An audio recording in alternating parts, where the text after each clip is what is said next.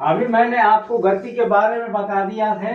गति के बाद हम पाते हैं गति कितने प्रकार की होती है, उसके बारे में हम थोड़ा सा समझते हैं। सबसे पहले आते हैं सरल रेखीय गति। सरल रेखीय गति क्या है कि जब कोई वस्तु एक ही दिशा में सीधे पार करती है तो उसको हम लोग सरल रेखीय गति कहते हैं। जैसे सीधी सड़क पर किसी गाड़ी को जाना, ऊपर से किसी चीज को नीचे गिरना, भारी वस्तु को नीचे गिरना, उसको कहते हैं हम लोग सरल रेखीय गति। इसके बाद आता है वृत्तीय गति। वृत्तीय गति एक ही बिंदु पर चारों तरफ घूमना, जिसको कहते हैं हम वृत्तीय गति। जैसे ऊपर सीलिंग फैन जो लगा हुआ रहता है, उसकी पंखियां चारों तरफ घूमती रहती है एक ही जगह पर, उसको कहते हैं वृत्तीय गति। वक्र गति जैसे टेढ़ी मेढ़ी रेखा से जाते हुए, जैसे चींटी इधर से ऐसे ऐसे जाती है, सांप जाता है ऐसे ऐसे जाता है, उसको वक्र रेखीय गति कहते हैं। वह टेढ़ा टेढ़ा जाता है, सरिसृप टेढ़ा टेढ़ा होकर के जाता है, तो इसको वक्र रेखीय गति। दोलन गति क्या है? दोलन गति वह गति है जिसमें कोई भी वस्तु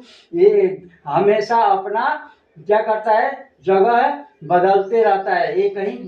एक ही स्थान पर वह क्या करता है, हिलते डुलते रहता है, उसको कहते हैं दोलन गति। दोलन गति का मतलब हुआ जैसे झूला झूला झूलते हैं हम लोग, तो झूला झूलते हैं अर्थात इधर से उधर आते जाते रहते हैं, इसको दोलन गति कहते हैं।